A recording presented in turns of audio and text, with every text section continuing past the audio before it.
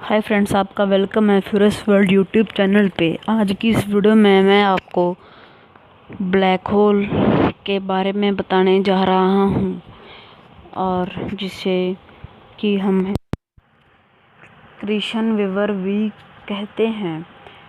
चलिए वीडियो को करते हैं स्टार्ट। तो सामान्य सापेक्षता यानी कि जनरल रिलेटिविटी में क्रिश्चियन वेवर या ब्लैक होल इतने शक्तिशाली गुरुत्वाकर्षण क्षेत्र वाली कोई ऐसी खगोलीय वस्तु है जिसके खिंचाव से प्रकाश सहित कुछ भी ना बच सके। काले छेद के चारों ओर घटना क्षितिज नामक एक सीमा होती है जिसमें वस्तुएं गिर तो सकती हैं परंतु बाहर कुछ नहीं आ सकता। इसे काला क्रिश्चियन इसलिए कहा जाता है क्योंकि यह अपने ऊपर पड़ने वाले सारे प्रकाश को भी अवशोषित कर लेता है और कुछ भी परावर्तित नहीं करता। यह उन्मत्तस्थिति में ठीक एक आदर्श कृष्णता की तरह है।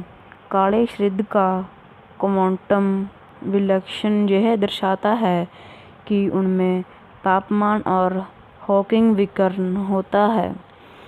अपने अदृश्य भीतरी भाग के बावजूद एक ब्लैक होल अन्य पदार्थों के साथ अंतःक्रिया के माध्यम से अपनी उपस्थिति प्रकट कर सकता है। मसलन ब्लैक होल को पता तारों के किसी समूह की गति से लगाया जा सकता है जो अंतरिक्ष के खाली दिखाई देने वाले एक हिस्से की परिक्रमा कर रहे हों। वैकल्पिक रूप से एक साथी तारे द्वारा आप अपेक्षाकृत छोटे ब्लैक होल में गैस गिरते हुए देख सकते हैं। यह गैस सर्पिल आकार में अंदर की तरफ आती है, बहुत उच्च तापमान तक गर्म होकर बड़ी मात्रा में विकिरण छोड़ती है जिसका पता पृथ्वी पर स्थित या पृथ्वी की कक्षा में घूमती दूरबीनों से लगाया जा सकता है।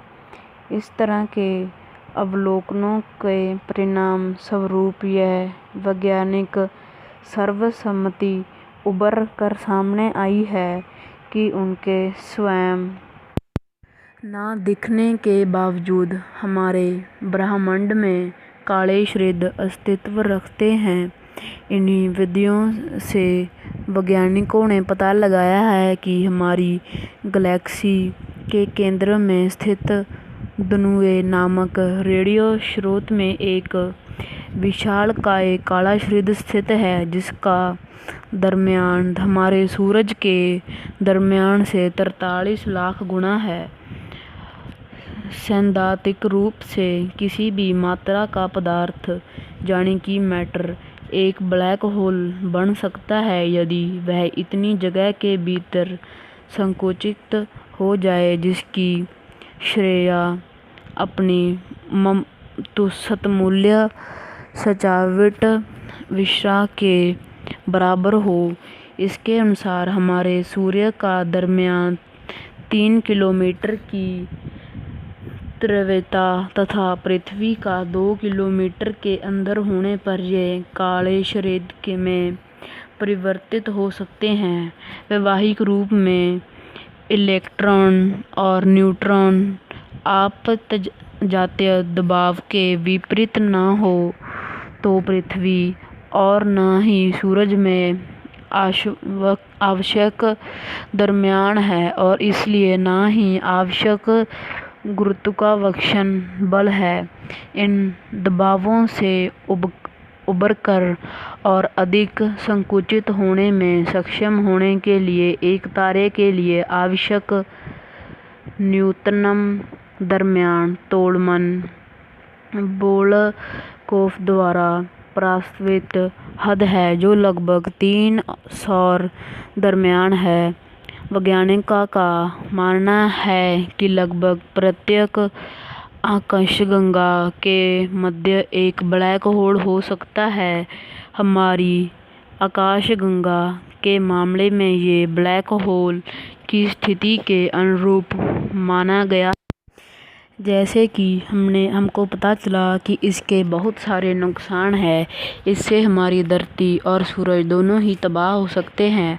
तो इसके कुछ फ़ायदे भी हैं जो नोएहर प्रमेय में कहा गया है कि एक बार स्थापित हो जाने के बाद ब्लैक होल के केवल 3 स्वतंत्र भौतिक लक्षण होते हैं: द्रव्यमान, चार्ज और कोणीय गति।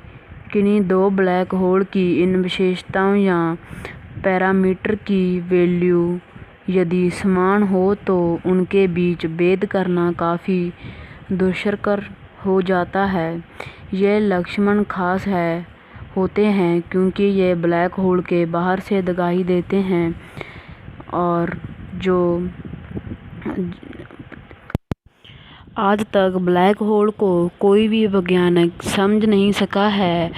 और अब हमारे पास इतनी एडवांस टेक्नोलॉजी है, तब भी हम ब्लैक होल को पूरी अच्छी तरह से समझ नहीं पाए हैं, क्योंकि ये एक ऐसी चीज़ है जो कि किसी की समझ में नहीं आती। और क्रिश्चियन वेवर यानी ब्लैक होल बहुत ही काली चीज़ होती है और जिससे कि अगर थोड़ा सा ना कोई चीज़ नज़दीक आ जाए तो वह उसे आराम से खींच लेती है, फिर वो चाहे सूरज हो और चाहे फिर धरती। वो ये नहीं देखता कि उसका आकार कितना है, ये देखता है कि उसकी दूरी कितनी है। और फिर अगर ब्लैक होल एक सूरज को भी खींच सकता है तो हमारी धरती तो उसके सामने कुछ भी नहीं है। और जो क्रिश्चियन वेवर होता है ये इतना शक्तिशाली होता है कि इसे मैग्नेटोस्फेरिक इटरनली कोलैप्सिंग ऑब्जेक्ट भी कहा जाता है, यानी कि एक ऐसा ऑब्जेक्ट जिसे कोई भी शुरू होने से नहीं रोक सकता। यानी कि अगर ब्लैक होल के नज़दीक हमारी धरती चली जाती है या ब्लैक होल हमारी धरती के नज़दीक आ जाता है तो हमारी धरती को ब्लैक होल में जाने से कोई नहीं रोक पाएगा। और जो लोग ब्लैक होल में नहीं होंगे, यानी कि धरती में नहीं होंगे, स्पेस में होंगे, उन्हें इससे थोड़ा सा कम खतरा है।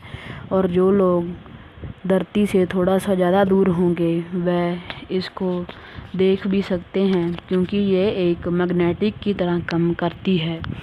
तो ब्लैक होल बहुत ही भयानक चीज़ है और मैं तो कहता हूँ कि ऐसी चीज़ कभी धरती के पास या धरती ऐसी चीज़ के पास कभी ना ही आए।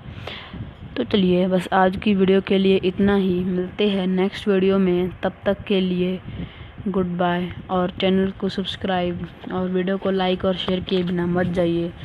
और आप भी ज़रूर अपनी राय कमेंट बॉक्स में दीजिए कि ब्लैक होल होना चाहिए या नहीं। तो चलिए गुड बाय।